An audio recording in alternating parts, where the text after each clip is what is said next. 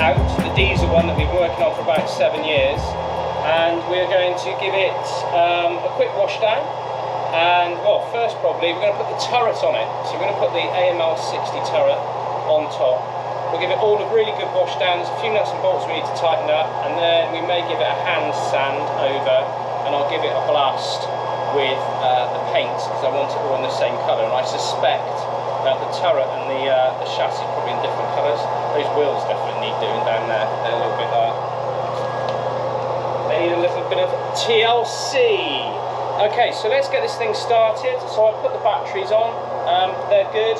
I've primed the engine using this, which was a facet solid state pump, and this comes straight out the fuel tank and primes the engine.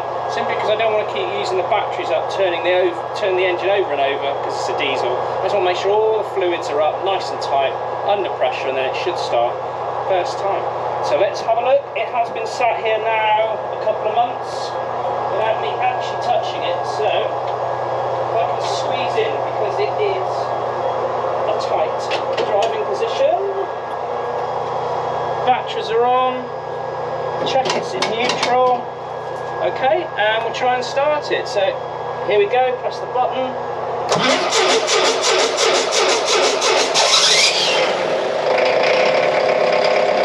It wasn't too bad, 7 minutes so long.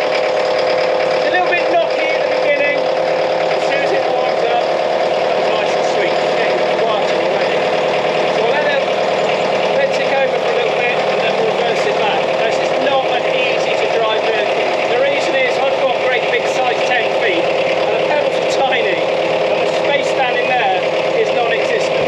So I'll give it my best go, and Kobe will film me trying to, there we go, it sounded better already. Kobe will film me trying to negotiate this out without hitting anything.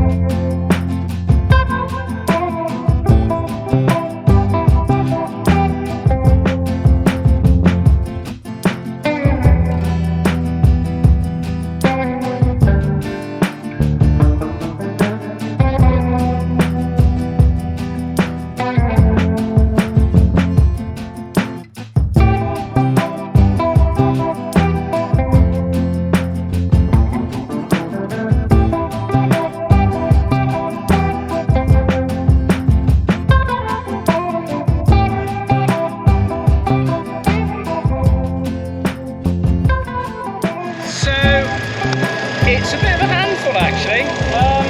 It really wants to go, and I'm constantly on the brake trying to stop it. That's because it's sort of like a semi-pre-select gearbox in there. You can't really dip the clutch because it's part of the gear stick system. But anyway, drives really nice. The power steering makes it such an easy drive. I think that will fly if we get that in a straight line, but we're not doing that today. We need to put that away. Send Kobe into the darkness. He can then usher me in to make sure my gun goes in the right position and doesn't clash with anything at the back of the shed. And then we'll put this back over there, and then we will get another P4 out that we've got in the back, and we'll try and hoik the turret out this afternoon. So let's practice. That's actually how far the mortar can face upwards, nearly vertically. Got a clever bit of kit. Low pressure mortar in there. It was quite a good opportunity to see. In the dark doesn't help, but the inside, well, it's not out in the daylight, so you'll be able to see it anyway. So we need to go and get some fork extenders so we can tuck it underneath and lift the whole thing and bring it out.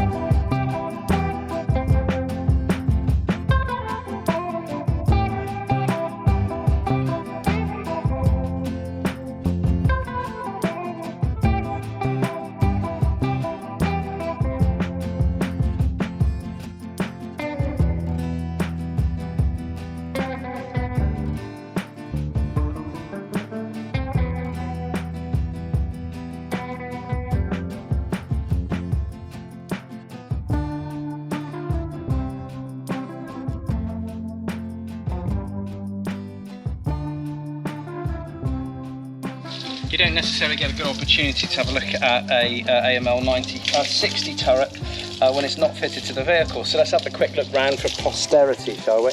So you've basically got two large hatches on the top. This is the mortar facing up. I have to wash that gun again. Kobe's sort of dried out with sediment on it.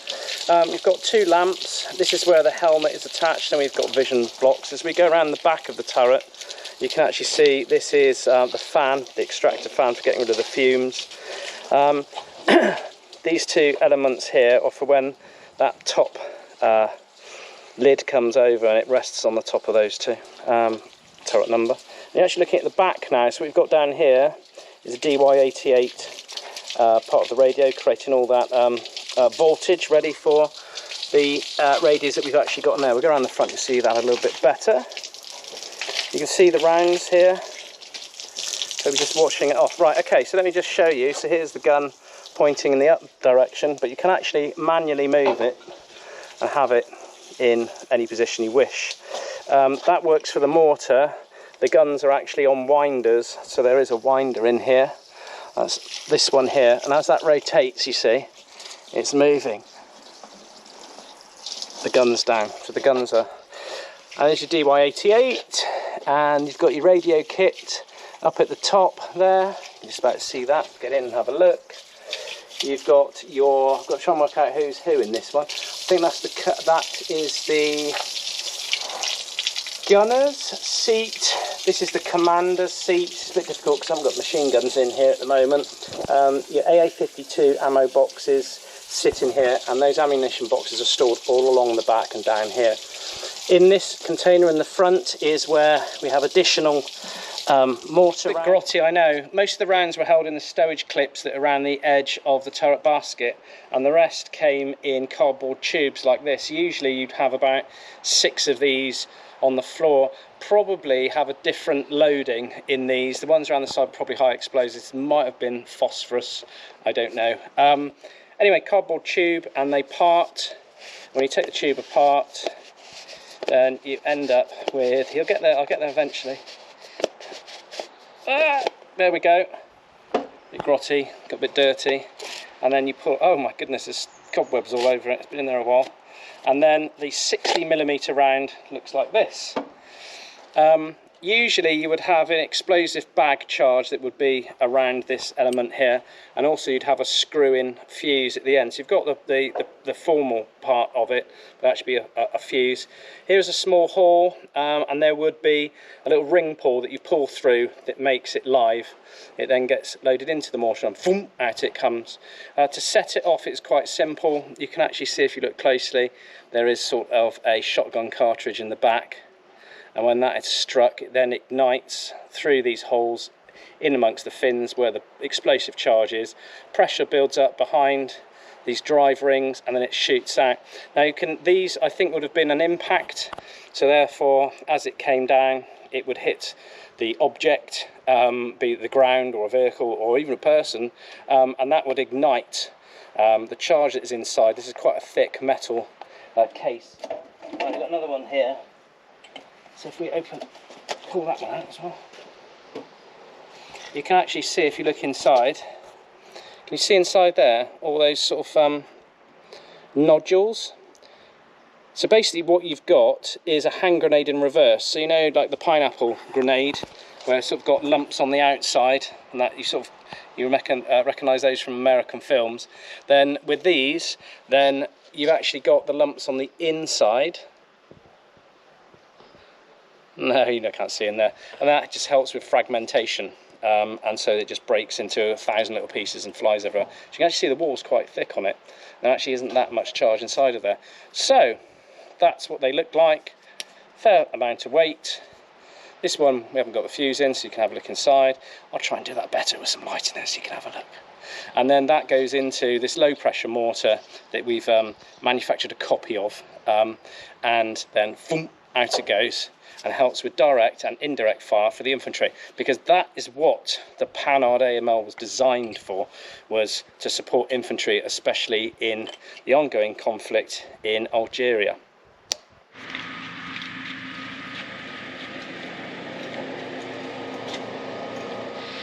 To lift the turret into place, we're going to use these. Each one, this complete setup pulls about, or lifts about 10 tons, so we're absolutely fine because the turret's only about 1.5, so it's a lot of overkill. And these will clip on to the preset rings that are always on top of the turret, and we'll lift it on with a forklift from the side of the armour car and we'll drop it down on. So let's go and get everything fired up and let's get on. Okay, so we've got the AML 60 turret now on the front forks. We're going to go into reverse with it, take it over the top of the vehicle and drop it down. So what we need to do first of all is, I will relax this in a moment, we need to pop inside the armoured car and make sure the panels are in place, because once the basket goes in it's really difficult to change anything around. So wish me luck.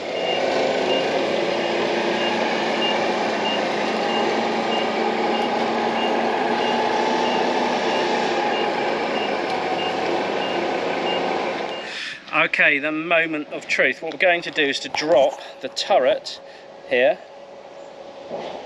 and we're going to drop that into the aperture at the top of the armoured car. Let's go have a look inside the armoured car as it is. So we have put fairly new floors in. We painted all of this. We put all the internal panels in.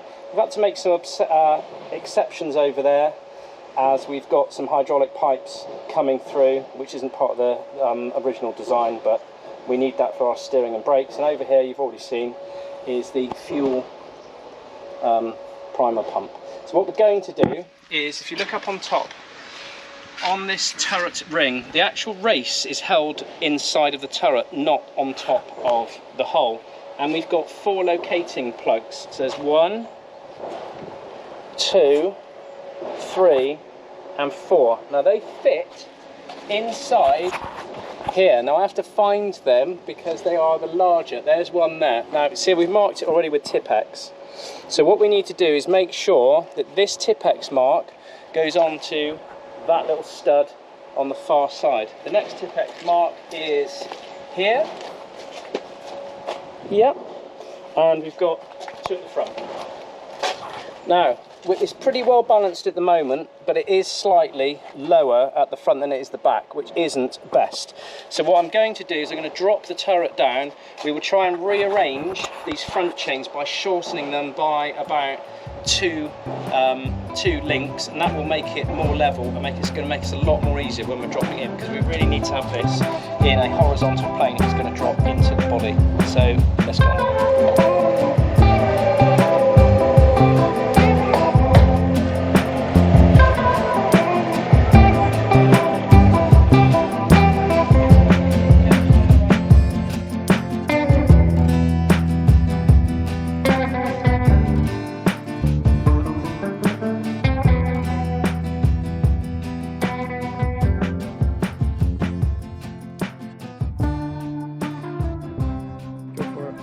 Okay, so there we go. It was a bit touch and go, and our camera was sat in the sun and overheated and stopped. So the critical, satisfying moment when it popped down is probably not on the camera. I'll have a look when I get back.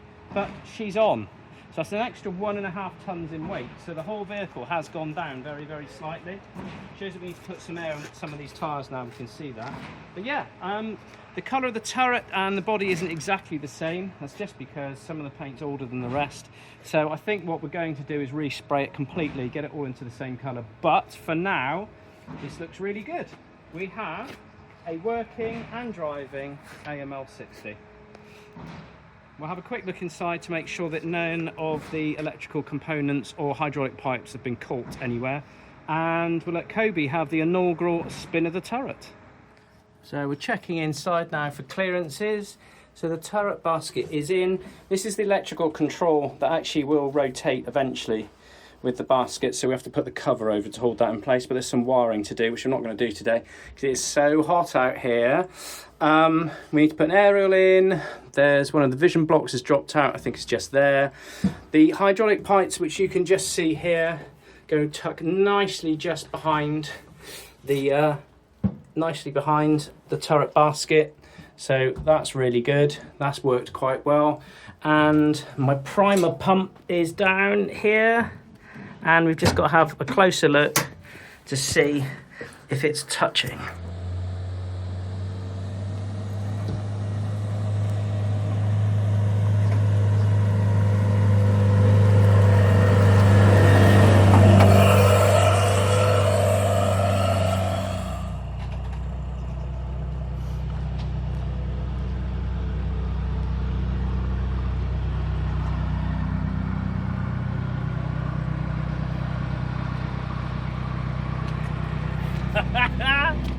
can't take a smile off my face. That is absolutely done. That is 7 years getting there, and this is lovely. Runs really nice, brakes really nice, changing the gears, got to get used to it. Steering is lovely, it really wants to fly. Can't do that at the moment, we've got a few little things just to finish off. But on the whole, I'm really pleased with this one.